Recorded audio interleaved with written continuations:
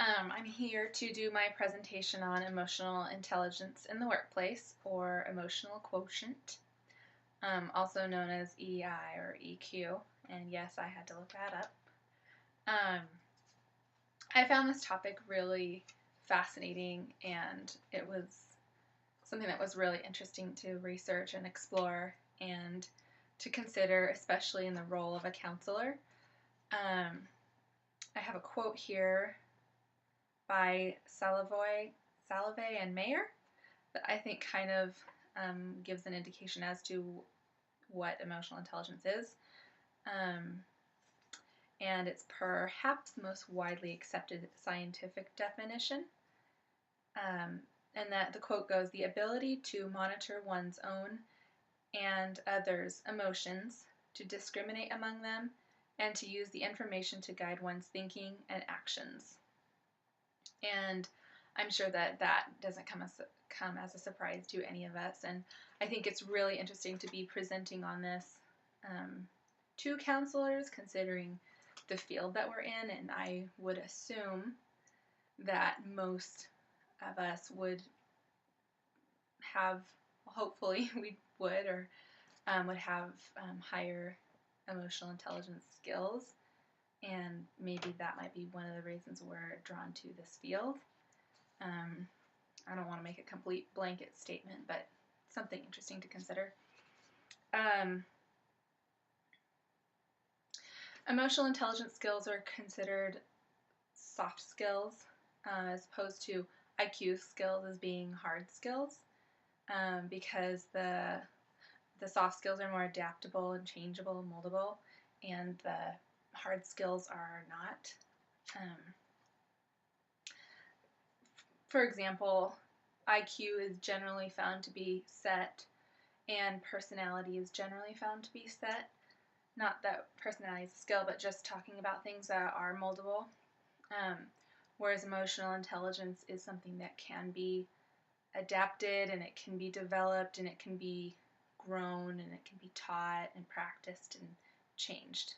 So I found that pretty interesting. There are some varying predictive findings and studies, so talk about kind of the differences there. I found some statistics from an organization called Talent Smart that finds that emotional intelligence is the strongest predictor of performance, of job performance, and that it's worth 58% of success in all types of jobs. Also that 90% of top performers have high emotional intelligence, and then kind of the reverse 20% of the bottom performers in jobs have high intelligence. So basically their findings and what they're saying is that emotional intelligence helps people do well and be successful in their jobs. Another statistic by Stephen Stein and Howard Book compare emotional intelligence with IQ, saying that IQ is worth 6% in job success, and that emotional intelligence can predict 27 to 45% in job success, depending on the job. So what I think is interesting are some of the critiques that we'll come across later on, and I'll bring those up and we'll kind of talk about that and look at that. But first I want to talk about what exactly emotional intelligence is. And the overall general idea, besides that one quote that I started with, is that it includes personal competence. And within the personal competence category is self-awareness and self-management. So basically being aware of one's own emotions and staying aware of them as they happen. And then the self-management part is using the awareness of those emotions to stay flexible and positively manage one's own behavior. So just being aware of what's happening internally and how that is affecting us behaviorally, or a person behaviorally.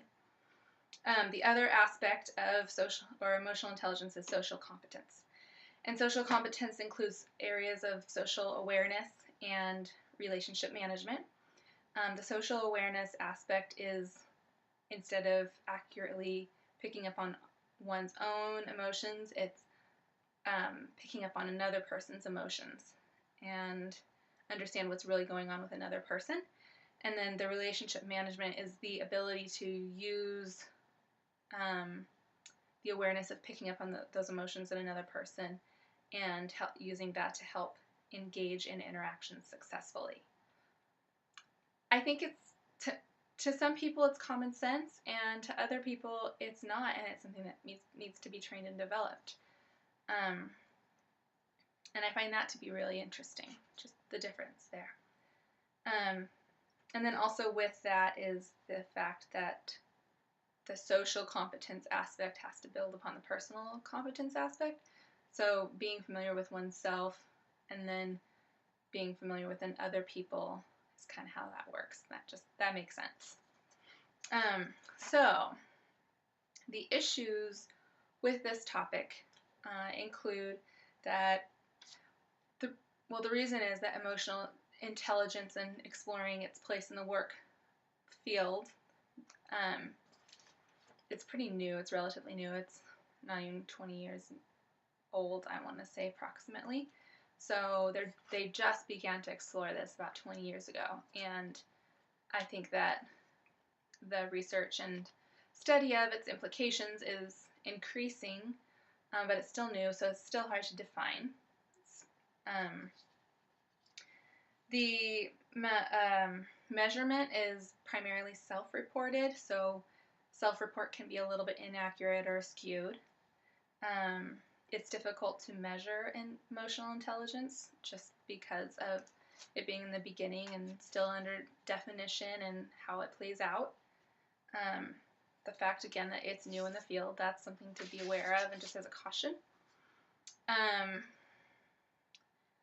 There was a report done by Seidner, and it's attached in the bibliography, the link to the report, but he gives a real critique on emotional intelligence, pretty thorough, and it was done in 2004, so that was about 9 years ago. I'd be interested in seeing what's newer, but he found that empirical evidence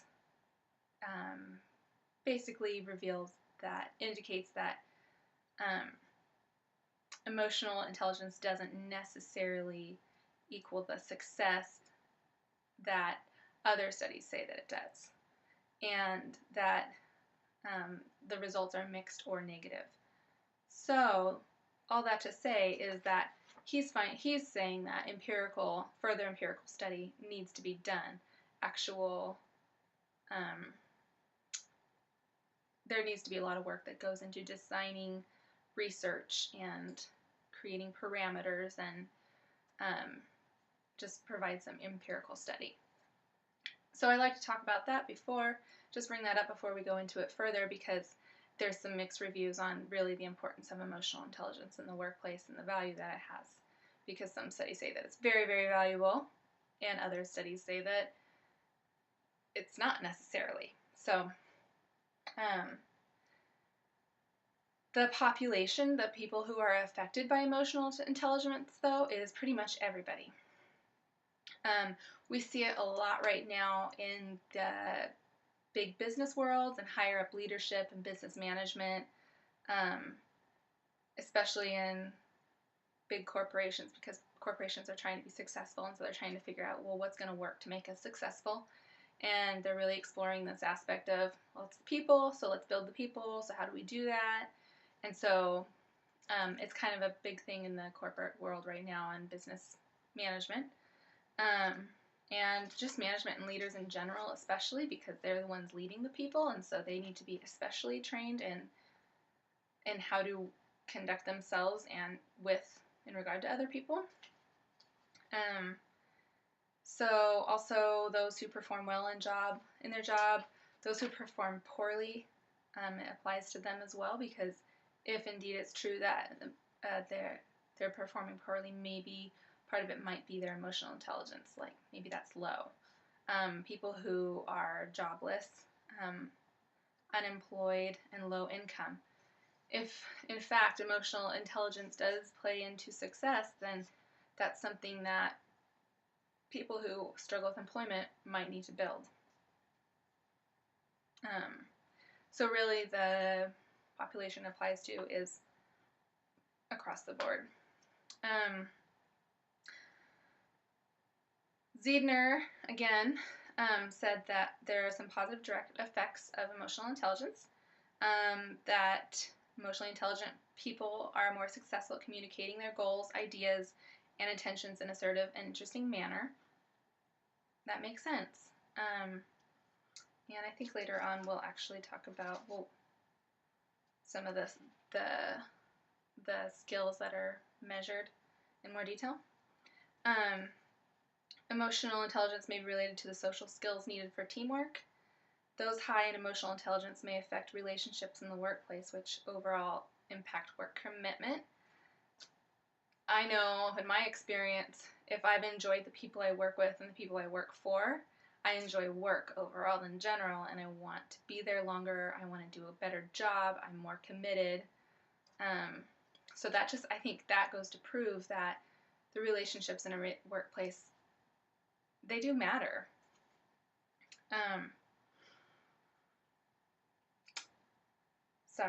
Group development. Emotional intelligence may be helpful for group development, considering people's strengths and people's weaknesses and being sensitive and aware and helpful where they're weak and really emphasizing their strengths and allowing them to walk in their strengths. But having the ability to identify those things and communicate about them, that is part of the emotional intelligence aspect. And then also emotional intelligence helps one cope with stress, and that's another big part of EI. And there are, as it is becoming more of a rising field, there are corporations and trainings and programs that are coming out and that are tailored to this. So the roots are in classic management and theory, and I'm going to read a quote by Ziedner. The use of EI measures for career selection and placement purposes has begun to gather momentum in many organizations in the Western world. Thus, more and more companies are realizing that EI skills may be a vital component of any organization's management philosophy. And again, like, research is actually worldwide too. It's not just in the United States or the Western world, but there are some studies that are going worldwide. The studies, again, just need to be more empirically based. I found the emotional quotient inventory really interesting, and it's basically a test that has been, it's an assessment based on 20 years of research worldwide. Found that interesting. It's used by the military, the FBI, insurance firms, customer service divisions or corporations, leadership and management development programs, executive coaching programs. Its age range is 16 years and older. It is self-report. You have to have a master's degree level in tests and measurements in order to administer the test, and it comes in a variety of formats. What it measures are interpersonal. There are 5 major categories, and within those categories are subcategories. The first is intrapersonal, which is basically looking at self-awareness and self-expression. Considers self-regard, emotional self-awareness, assertiveness, independence, and self-actualization. The next category is interpersonal, which is measuring social awareness and interpersonal relationships. And it includes empathy, social responsibility, and interpersonal relationships. The third category is stress management, as mentioned before. It includes stress tolerance, basically, and impulse control. The fourth category is adaptability, and that includes reality testing, flexibility, and problem solving. And the last category is general mood, and it measures optimism and happiness. Within those subcategories, a study revealed that 5 significant subscales to overall work success include self-actualization, optimism, stress tolerance, happiness, and assertiveness. I believe that study, like more details are attached in the bibliography or a link to them, and I found it really interesting. They went into more detail of why those subcategories are important, and it wasn't surprising. It was really interesting how it kind of makes sense. You go, yeah, that makes sense.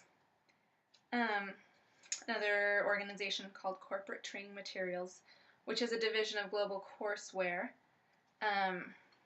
Basically, it provides 74 different trainings on those soft skills, those emotional intelligence skills, like communication, anger management,